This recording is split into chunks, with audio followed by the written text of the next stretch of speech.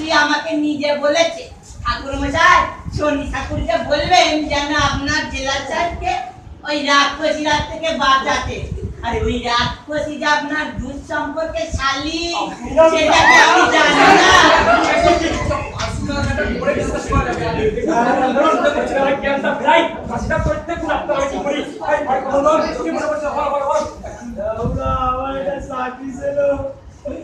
আমার ঘরে সুখ ছিল, আমার ঘরে শান্তি ছিল।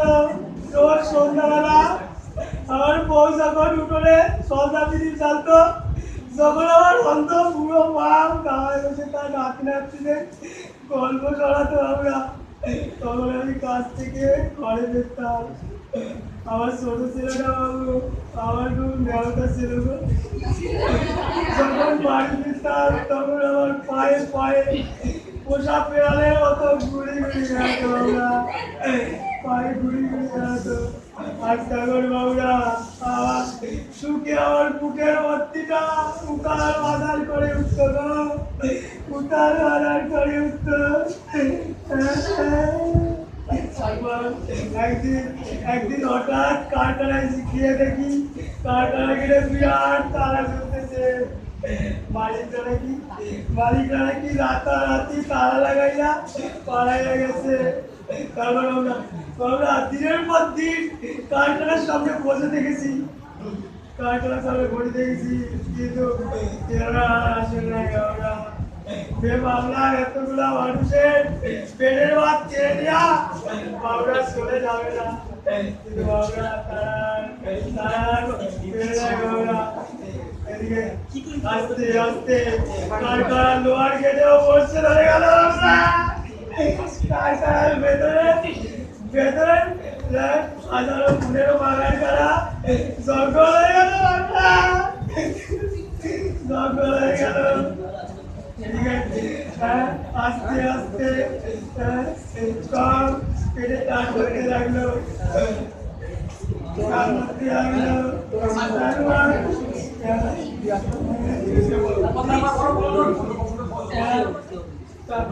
টাকা যে কটা ছিল সব শেষ হয়ে গেল।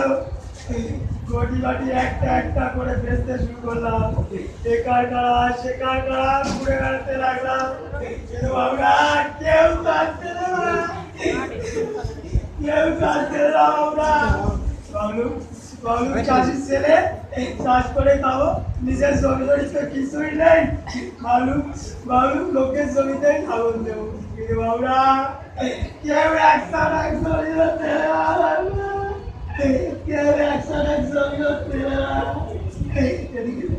এদিকে আমার ছেলেমেয়েগুলা দিন দিন নিস্তেজ হয়ে যেতে লাগলো। অন্ত বুড়ো বাপটা আরো দুর্বল, আরো বুড়ো হয়ে যেতে লাগলো। আমার সেই ছোট ছেলেটা যে আমার দিকে চেয়ে আসতো, তার হাসিগুলো যেন ড্যাব ড্যাব করে আমার দিকে চেয়ে থাকতো আর বলতো, বাপ রে আর বড্ড খিদে লেগেছে, বাপ আমার বড্ড খিদে লেগেছে। আর তবে বাবুরা আমি ওর সামনের দিকে পালাই যাইতাম, আমি ওর সামনে থাকতে পারতাম না,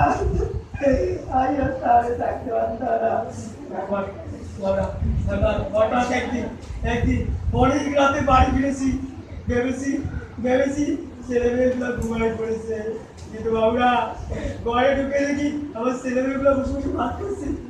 আমার বুকের ভিতরে ধরা পড়লো, চাপা বললে ওগো ওদের কাটা সহ্য করতে রাখতে পাশের বাড়িতে দুটো শাল চুরি করে এনেছি। আমার মধ্যে আগুন চলে গেল, আমি দৌড়ে গেলাম ভাতের তালা চাননি শুনে ফেলে দিতে, কিন্তু বাবুরা চাপা শুতে এসে আমার পায়ে করে বললে ওগো ওদের খেতে দাও, ওদের বড্ড খিদে লেগেছে গো, ওদের বড্ড খিদে লেগেছে, ওরা যে বহুদিন কিছু পায়নি। কিন্তু বাবুরা আমার তখন দাঁড়ো বেড়েছে, বাবুরা আমি জোর করে চাপায় শোয়া দিতে গেলাম, কিন্তু বাবুরা আমার হাতটা গিয়ে পড়লো গলায়, বাবুরা চাপা পড়ে গেল, আমার চাপা পড়ে গেল, আমার চাপা পড়ে গেল, আমার চাপা পড়ে গেল, আমার চাপা আমার যাবো না, আমার বাঁচতাম, আমার হাত বাঁধতে হবে না, আমার চোখ বাঁধতে হবে না, আমার ফাঁসি কাটিয়ে নিয়ে চলো, আমার ফাঁসি কাটিয়ে নিয়ে চলো, আমি নিজে ফাঁসি তৈরি করাই করে দেবো, আমার বাঁচতাম, আমি সাবার কাছে চলে যাই, সাবার গিয়ে বলি, ও সাবার রে, সাবার, আমি তোরে মারিনি রে সাবার, আমি তোরে মারিনি, আমি তোরে মারিনি রে সাবার, ও সাবার, তোরে যা সত্যি করে মেরেছে তাদের তো কেউ ছেড়ে না, তাই তাদের কোনো দিনও ফাঁসি হয় না। ও সাবার রে, ও সাবার, সাবার রে। এত কষ্টের পর খবরগুলো সব মনে করা থেকে জেলের প্রত্যেকেই খুশি হলো।